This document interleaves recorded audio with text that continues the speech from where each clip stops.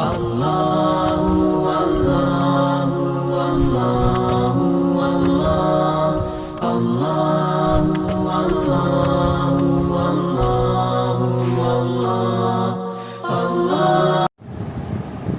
و معزز ناظرین، السلام علیکم ورحمۃ اللہ وبرکاتہ۔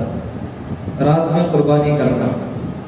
اکثر لوگ اس سلسلے میں تذبذب کا شکار ہیں کہ قربانی کے جانور کو رات میں ذبح کر سکتے ہیں یا نہیں۔ مسئلہ ملاحظہ کریں، 10ویں ذی الحجہ سے 12ویں ذی الحجہ تک جس طرح دن میں قربانی کے جانور کو ذبح کرنا جائز ہے، اسی طرح درمیان کی 2 راتوں میں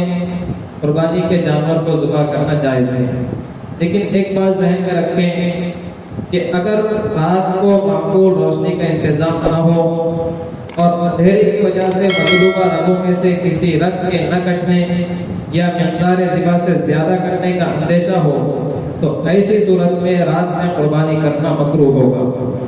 اور اگر معقول روشنی کا انتظام ہو اور یہ شبہ و اندیشہ نہ ہو